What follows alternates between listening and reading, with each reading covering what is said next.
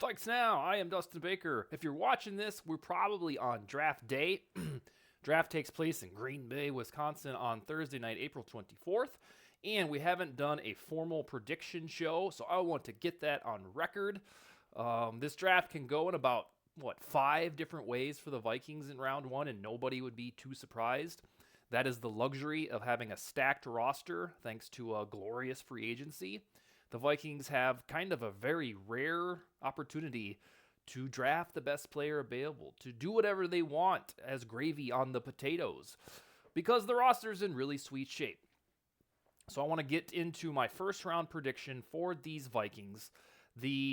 My endorsement, if it were up to me, I would draft Omarion Hampton, a running back from North Carolina, assuming he is there at 24. That's a big assumption, but I would do Hampton if he is on the board because Kevin O'Connell's offense will never fully blast off until the run game is a top 12 unit. It went from 27th in DVOA in 2022 and 2023 to 20th last year when Aaron Jones was doing decent. That thing needs to get in the top 10, the top 12, the top 15, and then we will see Kevin O'Connell's offense really get cooking, and therefore to fix that little dirty problem we've had for 3 seasons, I would prefer to get a running back like Omarion Hampton. I think we've got cover right now because Saquon Barkley just helped the Eagles to win a Super Bowl. I normally wouldn't recommend a round 1 running back, but I'm doing it this time. Otherwise, sticking and picking at 24, I would love Jahdae Barron of Texas and Kenneth Grant of Michigan, a defensive tackle. But I don't think those guys will be there, and Hampton probably won't be there either. But those are my endorsement guys, otherwise trading down, which leads me to my prediction. So when we started this draft cycle back in January, when the Vikings got their ass beat by the Rams in the postseason, I immediately thought, because Kwesi Adofo-Mensah traded all those draft picks for Dallas Turner, which I'm still okay with, I was like, I bet you for sure he's going to trade back and get all of his picks back when we get to the next draft. I still think there will be a trade, but I don't think is what I once thought was they're going to trade back to 35, 40, and then maybe get 2, 3 third or fourth rounders. My formal prediction for the Vikings tomorrow night is they trade back about 6 or 7 spots to pick number 30, 31, or 32, which is the Bills, Chiefs, or Eagles. Pick up an extra third rounder, maybe a fourth rounder if it's a team like the Eagles who has the picks at the bottom of the rounds because they won the Super Bowl.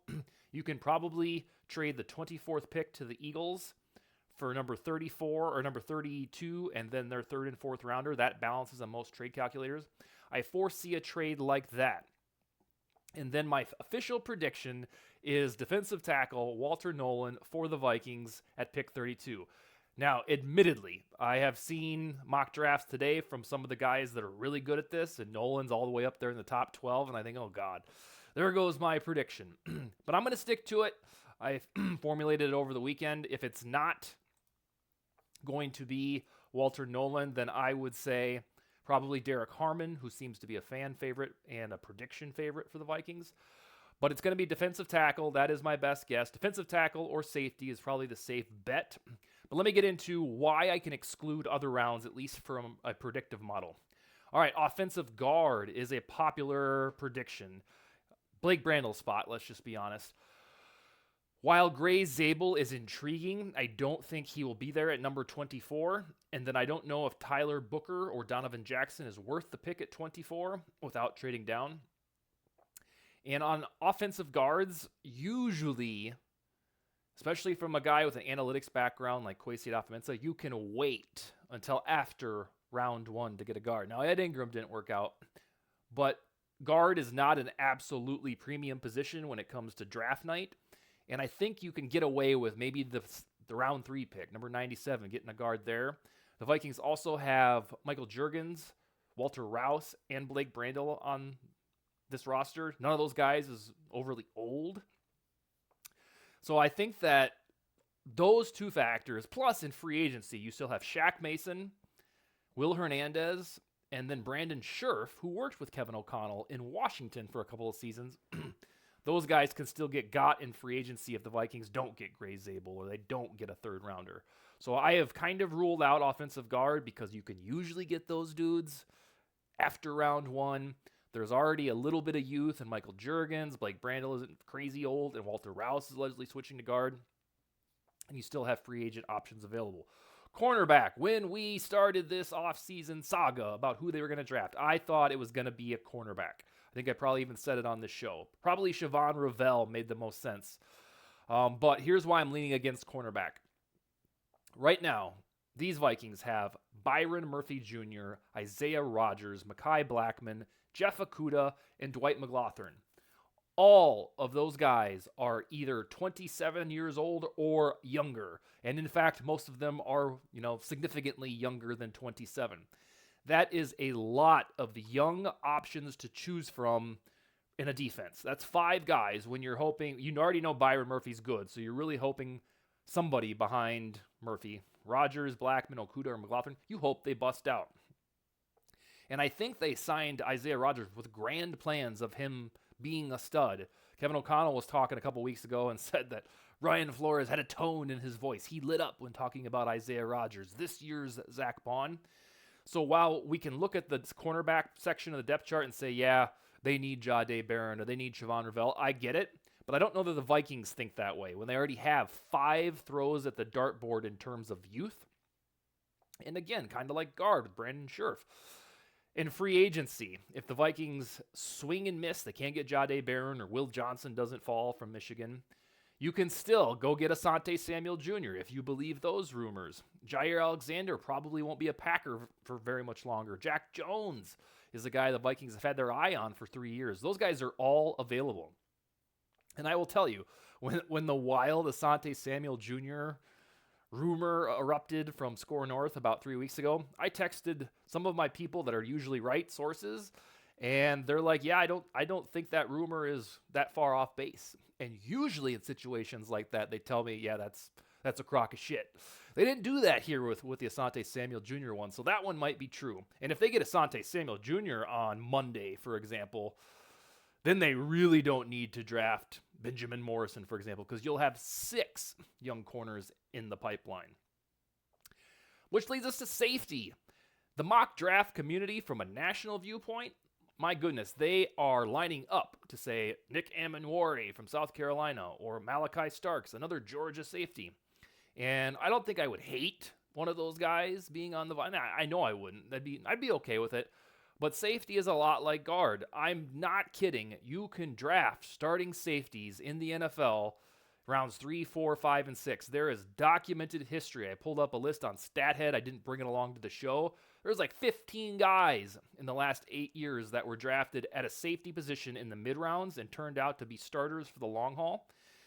So safety is not an unbelievably premium position. And I'd like to think that Kwesi Adofo-Mensah learned that lesson, analytics guy, when he swung and missed on Lewis Cine. So I refuse to believe that it's a slam dunk that the Vikings will draft a safety. And here's the deal. They already have Harrison Smith for another year, Josh Metellus indefinitely. Theo Jackson was just promoted. Harrison Smith was speaking glowingly about Theo Jackson earlier this week.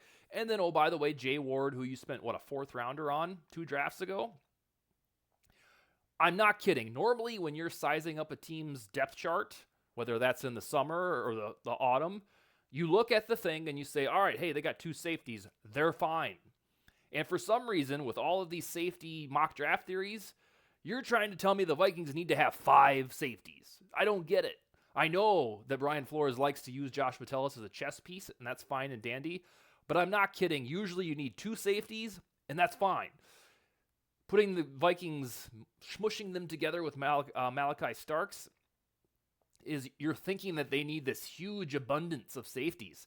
And we shall see. If they're right and I'm wrong, I'll be the first to admit it. I just don't believe the safety hype unless they got some obsession I don't know about. And then you might recall at the NFL Combine, Kwesi Adofo-Mensah was in front of a microphone, and he talked about being able to rush the passer with 4 linemen. He talked about building the trenches. He didn't talk about building the safety part of the depth chart. So I don't think I would say I'm anti-safety. I just don't believe it's going to be the 1st-round pick, especially after you got burned by Lewis Cine 3 years ago. Learn your lesson. You overcame that just fine, but don't go draft another safety. you know, you're going to get burned. All right, so that leads me to defensive tackle. Why I think the pick will be a defensive tackle, whether it's Derek Harmon or Walter Nolan, which is my official pick, is the Eagles model. The Eagles just won a Super Bowl, checks notes, a little over 2 months ago because they had too many defensive tackles on their roster. They were able to penetrate and fluster the Chiefs' offensive line. And this league here is a copycat league. So when Kwesi Adofo-Mensah says at the Combine we want to be able to rush with just 4 guys up front, that's code for we need to get more defensive tackles. We already know they have the edge rushers in Jonathan Grenard, Andrew Van Ginkel, and Dallas Turner, and then Gabriel Murphy if you're feeling frisky. So I think they can replicate pretty easily now that you have all this edge depth, the Eagles model. And then while I love Jonathan Allen and I love Javon Hargrave, those guys are 30 or older. The draft right now, this draft, tomorrow night or tonight, if you're watching this should be about planning for 2027. That should be your purview when thinking about this draft pick. Javon Hargrave won't be probably on this team in 2027. Jonathan Allen will.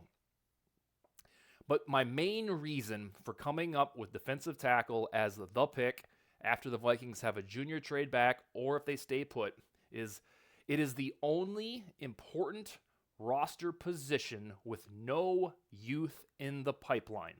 If you'd like to consider Taki Taimani or Levi Drake Rodriguez or Jalen Redmond, fine. But those are scratch-offs. Those are lottery tickets that we hope will pan out. Defensive tackle right now is the only vital spot on an NFL roster of which the Vikings don't have youth. They have 30-year-olds in Harrison Phillips, Jonathan Allen, and then Javon Hargrave, who I think is 32. That is the smoking gun for me. If you have a draft where you've professed that you want to build the trenches, and you can use this draft as a cake topper to your offseason, it's time to put youth, inject it into the middle of the defensive line. Now, Walter Nolan, who is, if I have to be forced to name the pick, he's at number 25 on the consensus big board right now. So there's a chance that he's there and the Vikings outright stick and pick. Or, depending on the mock draft you look at, he can slide down to that spot, 30, 31, 32. That's why I landed on him. I think Kenneth Grant, who would be a fantastic pick, I don't think he'll get past the Chargers because Jim Harbaugh works there. And Kenneth Grant, Jim Harbaugh, won a championship with the Wolverines 2023. You might remember the quarterback from that team, J.J. McCarthy. So I ultimately settle on a quote from Kwesi Adofo-Mensah that we have to be able to rush for in this league. He never said that before. And translation, you look back, they've never had 3-tech defensive tackles that are any good. They've had mediocre guys. Jonathan Bullard, my goodness, go down the line. Armin Watts, all of Shamar Stephen 4 or 5 years ago. They always have placeholder, anonymous defensive tackles. So that when they sign Harrison Phillips, we're doing cartwheels. Or Dalvin Tomlinson was pretty good for a couple of years, but he was more of a nose tackle. When they've made investments at defensive tackle since Kevin Williams left 12 years ago, it's always been a big-bodied dude like Linval Joseph or Dalvin Tomlinson, which is great. But here's the secret. You can do both at defensive tackle. You can get a big-ass nose tackle and then also have a 3-tech guy. They've never understood this in 12 years, that you can do both. And they're finally getting it now because they signed Allen and Hargrave. But now is the time to lob a grenade into that nothingness at defensive tackle for over a decade and get Walter Nolan or get Derek Harmon.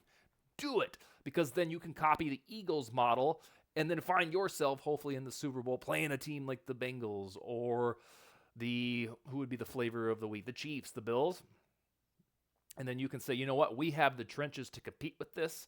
Remember that year we drafted Walter Nolan just for the heck of it when we already had, Walter Nolan now is 23 years old. He's a Pro Bowler. That's what I'm getting at. So my formal prediction is Walter Nolan, defensive tackle, after a small trade back.